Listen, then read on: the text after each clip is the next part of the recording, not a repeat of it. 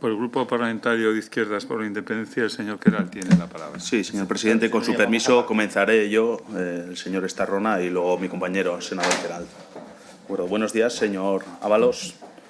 Buenos días. Le leía hace escasos días que el grado de polarización política que vivimos nos está afectando como sociedad y en eso estamos de acuerdo. Por eso nuestro planteamiento en esta comisión de investigación es serio y riguroso. Lo hacemos con el único propósito y fin de aclarar las responsabilidades, sobre todo políticas, ya que las penales las determinarán la justicia, tal como usted ha indicado, que pudieran derivarse de la trama de las mascarillas, de la operación del Orme, caso Koldo, como queramos llamarle. Y es ahí donde nos vamos a centrar y no vamos a coadyuvar, a seguir alimentando esa máquina del fango, ligando una cosa con otra, etcétera. Usted ha hablado en determinados medios de comunicación y considera que usted es víctima de una caza de brujas. ¿Es así? ¿O por qué cree que está usted inmerso en una caza de brujas? Una caza de brujas instigada por...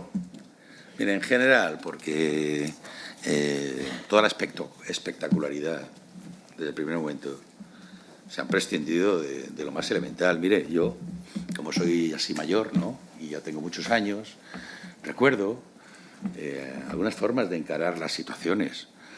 Hemos tratado de tomar iniciativas en algunos ámbitos y la respuesta, y muchas veces decíamos, incluso en los debates mediáticos, aquella expresión que yo recuerdo: no, de esta cuestión no vamos a opinar, no podemos tratarla o abordarla porque está sub iudice. Bueno, esto ha quedado como una anticuaya. Ahora da igual, eso no sirve para nada. Luego, durante mucho tiempo, pues se ha hablado, oye, presuntamente, yo no quiero acusar a nadie, pero presuntamente, ahora ya no hay presuntamente. Directamente se acusa. Claro que han cambiado las cosas. Entonces, el panorama y el clima es otro. Y entonces es normal también que en el mundo académico y teórico pues haya una cierta preocupación por un tema que ahora empezamos a hablar todos, polarización, cuando la polarización se nos ha puesto que no cabe en esta habitación. Entonces ya hablamos de polarización, cuando ya es brutal. Pero la polarización tampoco lo vulgaricemos. Tiene otras connotaciones que no son crispación política, porque de esto en este país de crispación y tensión tenemos mucha experiencia y muchos antecedentes. La polarización es algo peor, porque el problema de la polarización es que está en cuestión las instituciones que acreditan el Estado de Derecho y la democracia, porque pasan por eliminar al adversario con otros medios, pero la eliminación del adversario. Por lo tanto, y eso es absolutamente antidemocrático. Por lo tanto, dentro de y en esta ese contexto, de este ruido, pues de pedir carnaza, pues se suelta, en este caso, lo más barato que era yo. Por lo tanto, ¿usted considera que le instarán a dejar el acta también es consecuencia de esta crispación, de este ruido? En otro contexto, pues seguramente no se habría planteado, porque no se ha planteado en otras situaciones. Pero usted decía que no lo hacía porque supondría poner su honorabilidad en cuestión y, sin embargo, sí que practicó ese redentorismo que dice no practicar y renunció a la presidencia de la Comisión de Interior del Congreso. En este caso, ¿por qué sí lo hizo? ¿Cuándo lo hice yo qué? Renunciar a la presidencia de la Comisión. Pues porque la presidencia del Congreso, efectivamente, la Comisión, pues efectivamente no son unas responsabilidades, digamos, añadidas al acta de diputado. Y no tenía ningún sentido que yo intentara en absoluto presidir una comisión sin tener el apoyo de nadie. Y usted dice... El apoyo de mi propio partido no me lo da, que voy a presidir yo. Usted ha afirmado que lo único que le queda es confiar en el Estado de Derecho y en la propia justicia. Y bueno, en eso he creído siempre, incluso porque me parece, es una digresión, ya lo sé, sí, pero me parece que la conquista del Estado de Derecho es de lo más progresista que se ha hecho en el mundo. Pero usted sabe también que los caminos de la justicia son inescrutables y que puede terminar siendo investigado. Entonces, sí que le dejaría el acta en ese caso. Bueno, claro que puede ser investigado y mañana... Pero eso me da igual, que esté diputado que no esté diputado. Y mañana me puede un juzgado por cualquier circunstancia, una denuncia, pues sentarme, como le pasó a la ministra de Asuntos Exteriores, que nada más dejar de ser ministra, pues tuvo que sentarse en un juzgado de Zaragoza con ocasión del Polisario. Y ahí estuvo sentada. Sí, lo archivaron, pero de momento ahí tiene que ir. Claro que puede pasar, pero ¿quién le dice que no? Cuando uno ha estado en una responsabilidad política gestionando y, por lo tanto, también afectando intereses, ¿cree que va a salir sin ningún interés? Muy relevante tiene que ser esa persona para que efectivamente no concite nada de eso. Claro que puede pasar. En ese sentido, usted ha afirmado que los criterios que se le han aplicado a usted se le podrían plantear a otros. ¿A quiénes se refiere? ¿A alguien en concreto? Mire, para evitar efectivamente esto, lo que hay que hacer es ajustarse a la norma. La norma es fundamental. No solamente porque, en fin, es que parece que tener que estar ahora defendiendo una sociedad con normas. Pero es que encima las normas te dan seguridad. ¿Sabes cuál es el límite? ¿Sabes a qué atenerte? Tú y todos los demás. Entonces, claro, pues todo lo que esté de la norma, ya le digo, me parece que es arbitrariedad. Bien, hablemos un poco del La cosa es que se haga de común acuerdo. Hablemos del principal investigado de la supuesta trama del señor Koldo García Izaguirre, porque usted no ha es el dicho principal investigado. uno de los principales. Digamos que es el que efectivamente tiene una trascendencia mediática que no tiene el resto. Porque claro, en fin, no es lo mismo, ¿entiendes? Comprarse un piso en Pozuelo que un apartamento en Benidorm. ¿Dónde va a parar?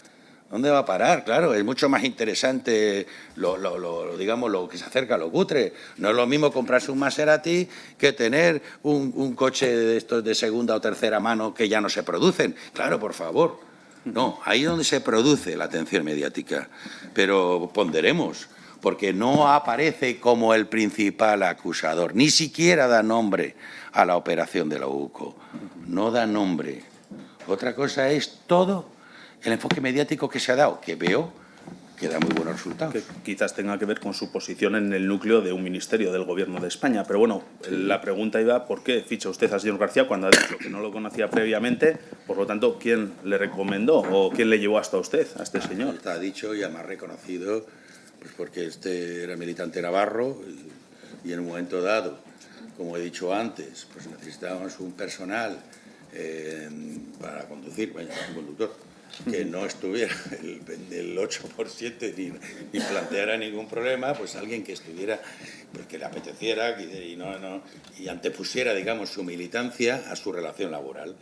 Y yo, pues lamentablemente, pese a que era yo, en fin, yo he sido secretario provincial del partido en Valencia, no conoceré gente del partido, pero no tenía a nadie para esas reuniones, para esas condiciones, que quisiera desplazarse a Madrid. Que no es fácil. No lo he tenido ni siquiera pues esas posibilidades ni para nombrar altos cargos. Había gente que dice, no, yo no... En ese nombramiento de altos cargos Entonces, que usted cita, en ese nombramiento de altos cargos, usted dice que en el Ministerio tenían 5 personas de máxima no he dicho confianza. que incluso para ofrecer hasta altos cargos es difícil que se te vengan de tu tierra. Bueno, y en este caso, por terminar con su pregunta, pues efectivamente Santos Cerdán, que era el secretario de Organización de Coordinación Territorial, pues una especie como de adjunto, porque de hecho además tenía delegadas por mí todas las funciones de disciplina interna y de organización territorial, pues me sugirió esta persona, ya está. Y efectivamente vino con gusto y con ganas. De las otras 4 personas restantes dentro de los 5 cargos de confianza, alguno de ellos también se dedicó a la búsqueda de proveedores de material sanitario, mascarillas, alguien más de su ámbito de confianza. Entre otras cosas le diré, porque posiblemente estoy pensando, es que no estaban en el ministerio. Es que no estaban en el ministerio, como le digo. El ministerio se quedó el jefe de prensa, el jefe de gabinete. Se quedó porque acompañaban, como les digo, y el resto de asesores yo creo que estaban teletrabajando. Es que en el ministerio se quedó lo que se quedó. Sí, pues fuese de manera presencial o teletrabajando, ninguna otra secretaria tampoco. Usted ha insistido y ha remarcado y subrayado que instó a todo el mundo a la búsqueda de proveedores en la situación de alarma. También, por supuesto, a todo el equipo técnico. De hecho, como le digo, no solamente se encargó el subsecretario, sino que toda el área de la subsecretaría se encargó de esto. Y siempre se dio conocimiento de todo ello. Mira, ahora venido para aquí me acuerdo de que incluso el Departamento de Seguridad Nacional se daba cuenta de estas contrataciones y de las características de la contratación.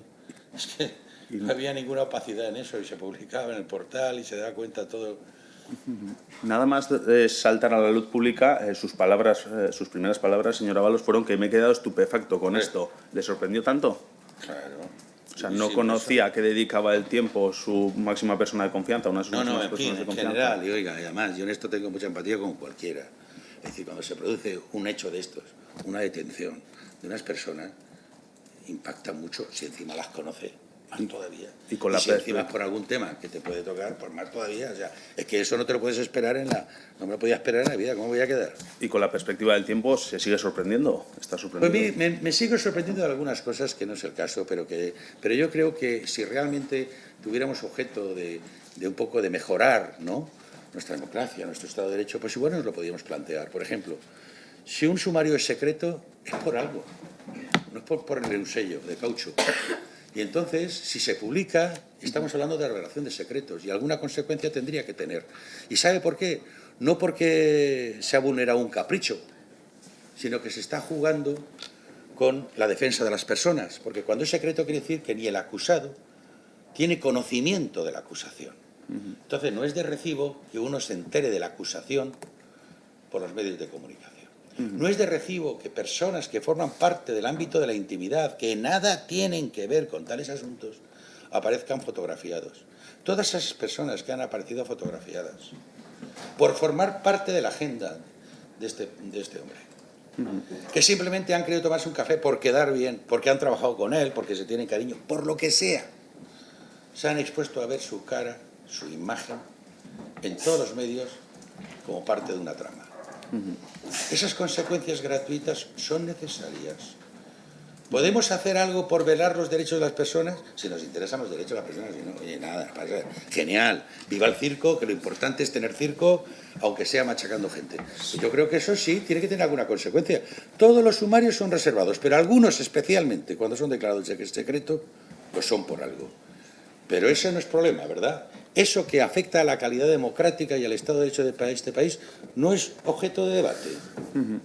Pues a mí, sinceramente, me interesa por ir más concluyendo mi turno, ha dicho que derivó la contratación en manos del subsecretario de Transportes. Usted ha confirmado que derivó la contratación y este tipo de a cuestiones. la subsecretaría, que es el área de contratación, y como le miran, toda esa pata, digamos, del Ministerio, que es una pata troncal de gestión, yo no busqué a nadie ahí. Quitando al subsecretario, yo a ningún director general ni secretario general del Ministerio propuse, en absoluto, fue todo de confianza. Y todo era personal, básicamente, que venía del Ministerio de Hacienda. Gente que venía de la intervención, gente muy rigurosa, muy escrupulosa. Y eso te da mucha garantía. Pues porque tú no puedes estar en todo. La subsecretaría no de estás Estado, en la gestión de expedientes. si no me confundo, y he leído en un medio de comunicación, sí que en su declaración había dado a conocer o reconocer que había dado a Coldo documentación para el Ministerio, para usted en concreto, un sobre que contenía informes sobre los contratos de las mascarillas. ¿Por qué lo solicitó? ¿O recuerda si seguía siendo ministro en el momento de recibirlos? Ya digo, él dio una Me pidió en información, directo también, nuevamente. Pero me he sorprendido porque la Guardia Civil, según lo vi ahí, en la tele, y se podía ver en la tele, es decir, que el que tiene interés en ser riguroso lo puede ser. Aquí no hay mucho. En la propia pantalla de la televisión vi qué documentos eran.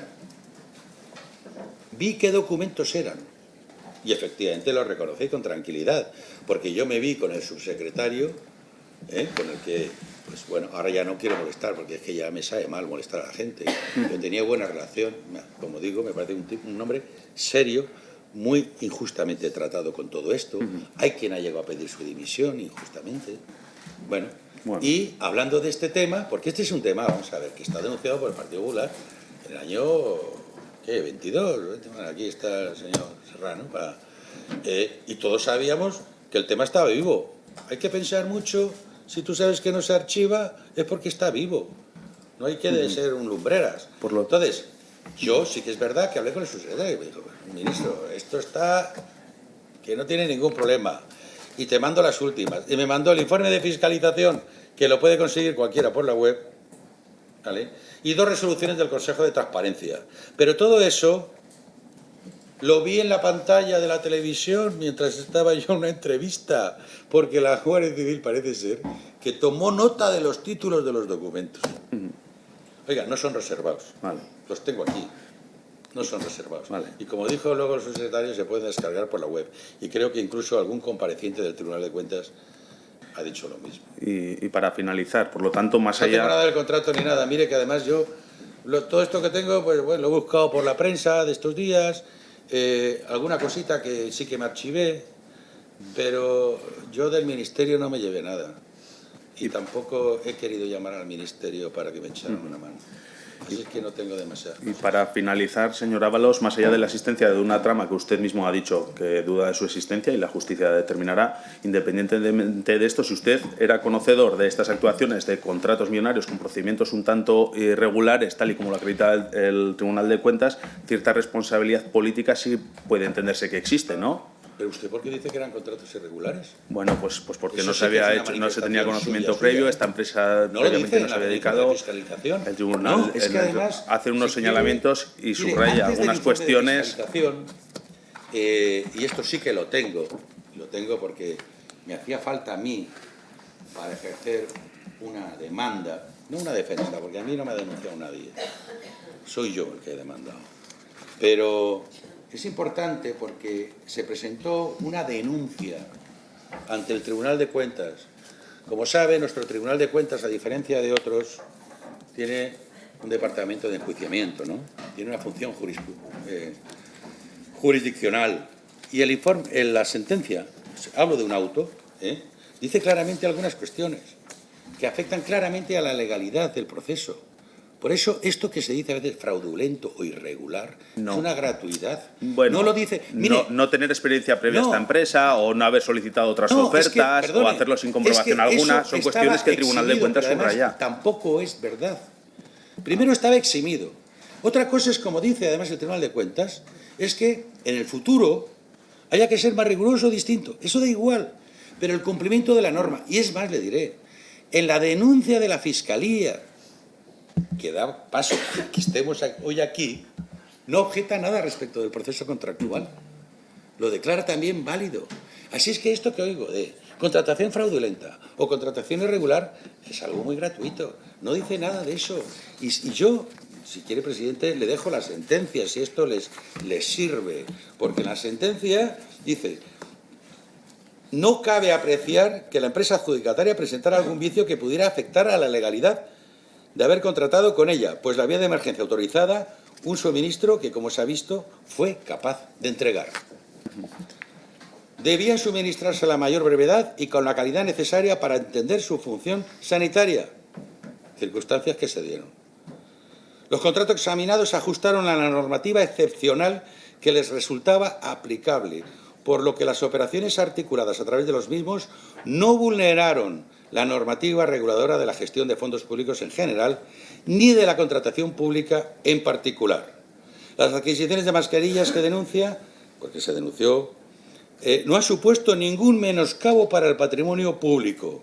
No hay ningún dato objetivo, dice la sección jurisdiccional, que permita considerar que el número de unidades contratado, porque también hubo quien dijo, se han contratado muchas unidades. Por cierto, me he traído, y eso he encontrado, los criterios de reparto de las mascarillas, porque alguien dijo, ¿y por qué esta cantidad?